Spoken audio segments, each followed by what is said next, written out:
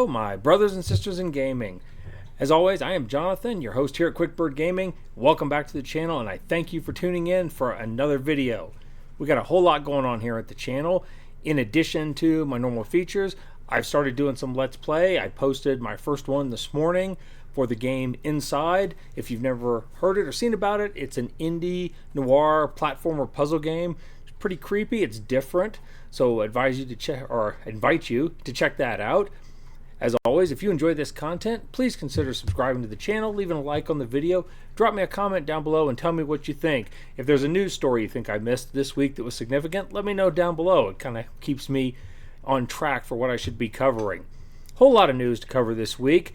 I'm going to do what I said I was going to do last week. I'm going to do that now, and I'm not going to talk about a certain company. I've been talking about them lately, a company that shall not be named, kind of like the Voldemort of gaming.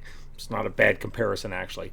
But we got a whole lot of other news to talk about, and we're going to be covering the week of April 6th to April 12th, and since there's lots of stories on the table, I better get into it.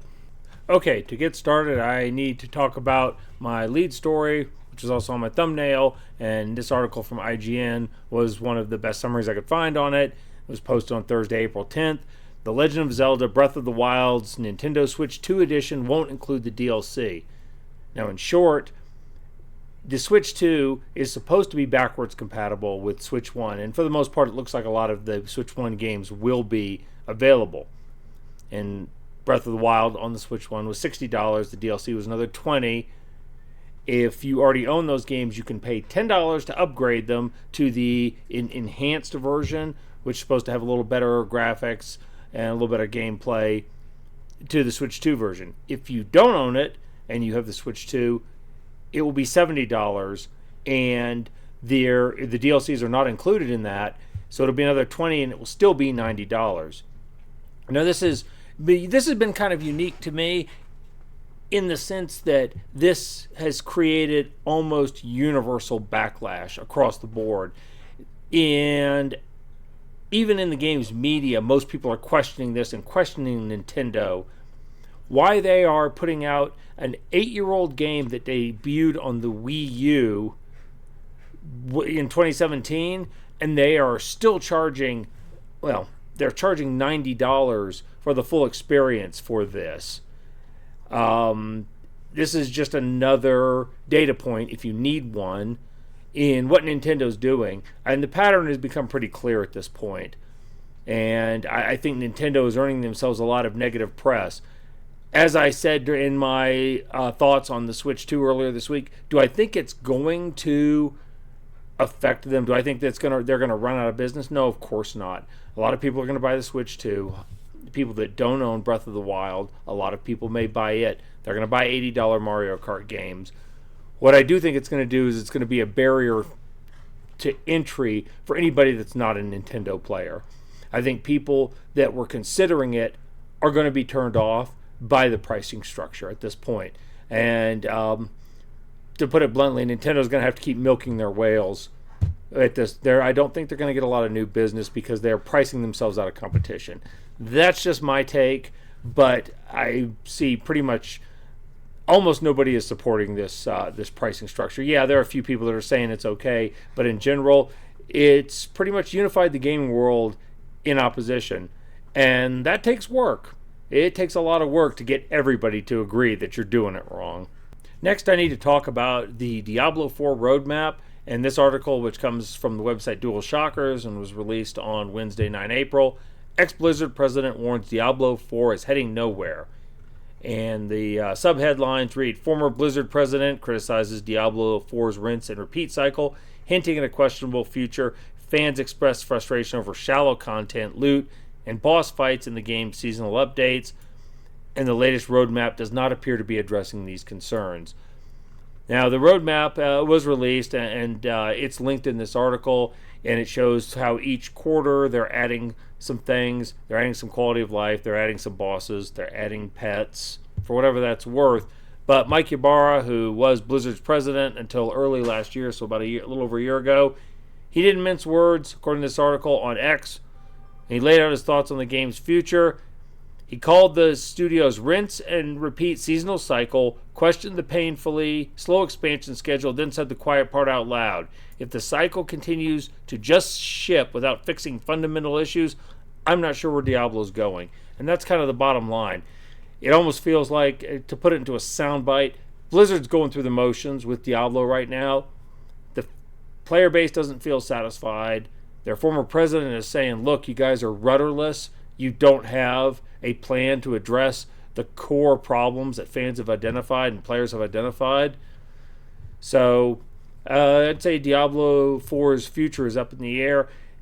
And unfortunately, even though the Diablo franchise, in my opinion, set the standard for the kind of the action RPG, the isometric RPG type of games, there are so many competitors out there, games like Path of Exile, that have created their own dedicated fan base, and these are people that Blizzard is probably not going to get back. So I started to say Nintendo. I can't blame Nintendo for everything in this video. These are fans that Blizzard's probably not going to get back, and I have a feeling they're gonna, if they keep this up and they don't kind of address player concerns, they're going to keep siphoning more and more fans to other franchises. All right, I'm just going to warn you up front that this next story contains some rather graphic topics of discussion. If you don't want to watch this, I recommend you skip ahead to the next timestamp. I will link it right here, and it's also in the description bar. So, in any event, let's move on to this story. This comes from gamesindustry.biz. It was originally published on Wednesday, 9 April, and updated on Friday, 11 April. UK minister slams Steam for explicit game promoting non-consensual intimate contact and associated violence. I'm going to have to talk around YouTube for this one and their restrictions. So anyway, the original story says the UK Technology Secretary Peter Kyle has slammed Valve's PC storefront Steam for hosting an explicit visual novel in which the protagonist engages in non-agreed upon intimate contact, associated violence, the culmination of that violence, and intimate relations between close family members. So this game, which was a visual novel and was marked as for adults, was placed on the Steam storefront. The United Kingdom, and I believe also Canada and Australia had basically got the game kicked off of their country's versions of Steam. And this also created, I'm going to try to come down here, you have, in addition to the UK government reacting strongly to this game, is you have the organization called Women in Games is appalled by recent reports and blah blah blah blah blah. This is why Women in Games, we call on Valve, the owners of Steam, to act urgency. The game must be removed. Stronger content moderation policies, zero tolerance for stance on hatred must be visibly enforced. It's the same kind of boilerplate social statements you would see from any type of activist organization in this situation. Then the update on the 11th of April, Zerat Games has announced it will draw its explicit novel from Steam after it was removed from sale. Okay, UK, Canada, and Australia. That's what I thought. Posted to the game's Steam page, which is no longer accessible to those who have not previously purchased. The developer defended its title, confirmed it would be removed from the platform. We don't intend to fight the whole world, and specifically we don't want to cause problems for Steam and Valve. And then it talks about the United Kingdom looking to add further laws about this type of content being available. Hey everyone, Future Jonathan here. During editing, I thought it might be a good idea to let you know I go on about a 3.5 minute rant about this game and the efforts to remove it. If you're not interested in that, just want to get back to the news, I advise you to skip ahead to the timestamp that I mentioned earlier, and otherwise, on with the rant.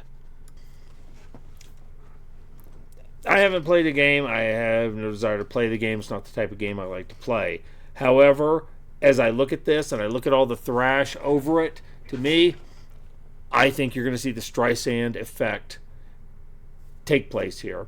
For those who don't know, the Streisand effect is essentially that when something isn't being discussed, but somebody wants to make a stink about it, suddenly it gets a whole lot more attention and becomes even more popular or in focus due to the outrage and the discussion over it than it ever was before. I would wager a substantial amount of money that most gamers across the board, 95 to 99% of all gamers, had never heard of this game. They would never have heard of this game. They never would have seen it on their store front on Steam. However, because it has garnered all this negative backlash from government institutions and from activist groups, I think you're going to see the game sell significantly better because people have been made aware of its existence. And there's a certain faction of players out there who are going to be contrarian, who are going to go buy it just because this happened, just to support the developer, as a middle finger to these governments and to these groups saying, you're not going to tell us what to do. So to me, it's, this game was marked as for adults. If you want to argue that the mechanisms to ensure it only ends up in adult hands are insufficient, I'm okay with that. And I'm not opposed to stronger enforcement of that type of rule. But to me, when you start saying, well, this is too vile to be put out there, it's the same argument you always hear. Where are you going to draw that line?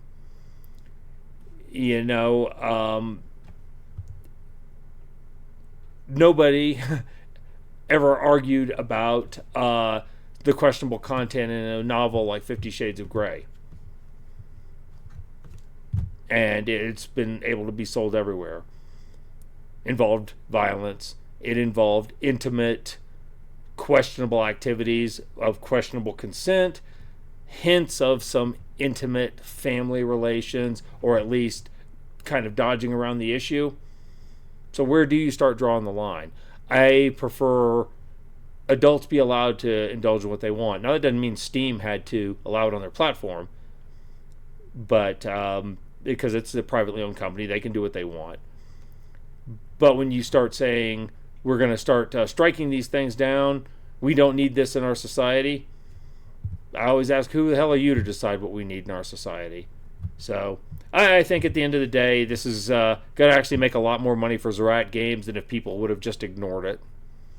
And, the people that created the fuss, they won't process that. They won't go, oh, we made more money for these people, we made it a bigger success, because that's not what it's about. And we all know that's not what it's about. It's about farming the outrage for their own accumulation of influence. Okay, last week's lead story was about the Phenom indie game Schedule 1 and how it had just burst on the scene all of a sudden. And we discussed how it had come about and everything. Also, the fact that a similar game, the publisher of that game was apparently instigating a lawsuit against the maker of Schedule 1. And this article from Game Rant kind of puts a different shade on that. It says, there is no ill will, DDS, narcotic dealer simulator. Publisher comments on Schedule 1 copyright investigation. And they say that the publisher, Movie Games, insists it holds no ill will towards the developer, Schedule 1 developer TVGS, despite investigating its game for copyright infringement. They said it would have been negligent. Basically, they phrased that because saying that they're a publicly traded company, they owed it to their stockholders to at least investigate it. However, Movie Games has tried to clarify and said that this is a preliminary investigation. There is no ongoing lawsuit. They haven't filed a lawsuit, according to this. So if I characterized it as a lawsuit in previous video, I will retract that and say that according to them, it is only an investigation on copyright infringement. Now, some people might interpret this as backpedaling because, as I pointed out last week, the page for the dealer simulator was getting absolutely flooded with negative comments and negative reviews and driving down the game's rating. And they took a lot of abuse over this, the developers or the publishers of those games did for their actions. So some might call this backpedaling. They might have genuinely never meant it to go down this way. It might have always just been an investigation. Who knows, really? But as of right now, the fact is there is no ongoing lawsuit yet. They are investigating whether they are clarifying that in damage control mode or not. That's what's happening. So this will be an ongoing story. And like I said, they said they point to their status as a publicly traded company as the main reason for the ongoing investigation. They would face consequences for negligence because of that. And I guess we'll see what happens. But I don't think they're going to have the gaming community on their side. So we shall see. Okay, revisiting Nintendo real quick is this article also from the DualShockers website published on Tuesday, 8 April. Hades 2 is now launching as a timed console exclusive. Essentially, the sequel to the massively successful Hades game by Supergiant Games is going to release this year, and when it does, it's going to release for PC. It's been on early access for PC since last year, I think for about 8 months now, maybe a little longer. But on console, it's only going to come to the Switch and Switch 2 to start. It is not going to be immediately available on Xbox or on PlayStation. And this article does talk about the facts that I just mentioned. It does not lay out the timeline for how long it will be only on the Nintendo handhelds, just that it is a timed exclusive. So you figure that Hades 2 will only be available, will not be available for the other consoles, I would say for at least 6 to 12 months before it shows up available for the other consoles. Makes you wonder maybe what they're seeing. Did Nintendo throw a bunch of money at them? Are they true believers? Unknown. But for folks who are looking forward to Hades 2, if you are on another console, I apologize for the bad news, but you're going to have to wait a little while. And in the category of maybe this is a good thing, I have this article from Games Radar. It was published on Thursday, 10 April. Tomb Raider series starring Game of Thrones Sophie Turner reportedly canceled by Amazon. Now, as you scroll down the article, it says, according to the British tabloid Daily Mail, the show is, per the publication sources, dead. I hear that it's not going ahead. Daily Mail quotes a source, though Amazon hasn't officially commented on the story.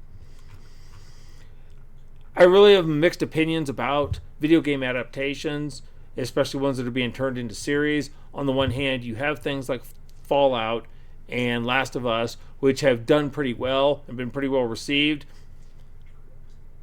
But that the path to those types of adaptations, when the road to that is littered with the corpses of video game translations or adaptations that perform very poorly and were basically crap. So just statistically, the odds were not in favor of this series doing very well. Phoebe Waller-Bridge, the British comedian, was supposed to be running this and writing it. I don't think she was right for this series. I just don't think her demeanor and attitude was going to give it the seriousness it needed. Sure, if they wanted to turn it into a comedy, but I just don't think she was right. I don't think Sophie Turner was right for the role.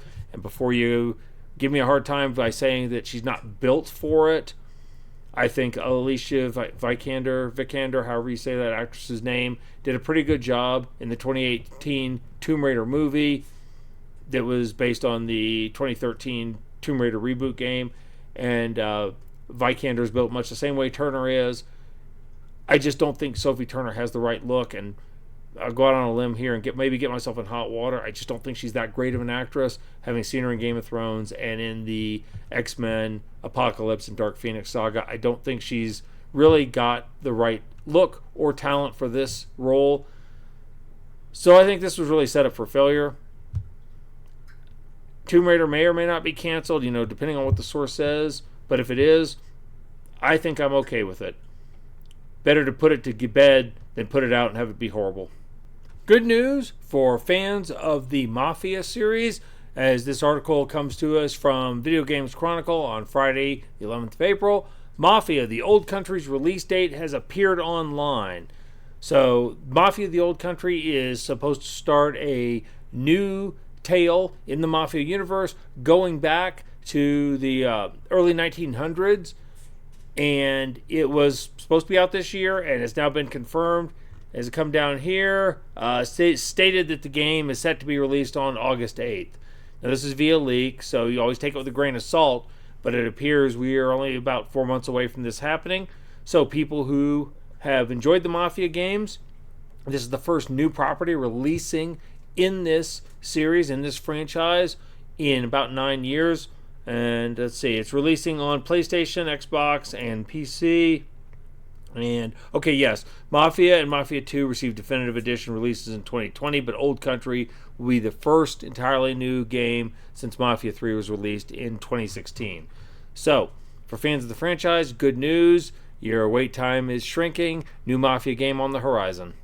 I'm mentioning this story not because it matters to me, but because it feels significant in some way. It's from Game Rant from Friday, 11 April. And it says April 29 will be a big day for Infinity Nikki. It is set to release on Steam on April 29th. Fans are eagerly awaiting the release with over 200,000 wish lists on the platform. Version 1.5 will introduce housing and possible limited items. Look, I don't play dress-up games. This really didn't hold any interest for me. However, I do know that since it released last fall, Infinity Nikki has made over $1 billion in revenue. Not chump change. So people who like the game, it is sold well on mobile and everything, and now it's going to be on Steam as well. It's free to play, but just like any free to play, this is definitely a gotcha game. So mind the microtransactions. But if this is a game that you were mildly interested in, it'll be available on Steam too, and I am sure it's going to continue to make boatloads of money. Alright, I'm going to close with this one just because this makes my cold, black, dead heart feel really good. This is another article from Dual Shockers. I use them a lot this week. That was published on Thursday, the 10th of April, and the title reads, Bungie's Marathon Revival learns from Sony's past multi-platform controversies in one important way. And we scroll down here, it says Sony is learning from its mistakes. Okay, Bungie, which has been owned by Sony since 2022, is currently developing their new PvP extraction shooter Marathon, a revival of one of their old pre-Halo series. Okay, da-da-da-da-da-da. When a member of the game's official Discord server asked if PC and Xbox owners would need a PSN account to play, Bungie had a very simple and clear answer. Marathon will not require a PlayStation account for players on Xbox and PC. I'm glad to see they might finally be learning. Now, we all know that this could change in the future. After all, they tried to go back and jam it on Helldivers after the fact, and I'm not sure the game ever completely recovered from that debacle. But from the outset, they're going to say that this game will not require a PSN account. They've dropped it on some of their other titles. To me, this is a good thing, because anybody who's watched more than one of my videos knows how much I hate the double dipping on launchers, having to have Steam and a PSN account or an EA or Ubisoft account. So I'm glad to see that they're not even bothering. I also reported a couple weeks ago that Sony came to the stunning conclusion that if they put their exclusives on PC, they could make more money, which, as I've said in the past, is kind of like a no shit moment. So starting to put their exclusives on PC more, dropping the PSN account, these are player-friendly moves. I mean, yes, it'll make them more money, but it makes the games more accessible to people that didn't have them in both cases, both the account and the exclusive. So glad to see they might be learning their lesson. I will give them a conditional thumbs up on this, on the condition that they don't go back and try and jam us in the ass with it again in the future. All right, folks, I'm going to leave it there. If you made it all the way to the end of the video, appreciate you hanging with me. Just to repeat from before, please do the things. Drop me a like, drop me a comment. If you like the content, subscribe to the channel. Let me know how I'm doing, what I can do better, and what you've enjoyed so far.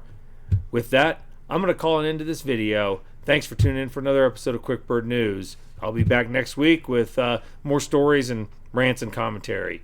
In the meantime, you all go out there, live your best lives, and y'all stay gaming.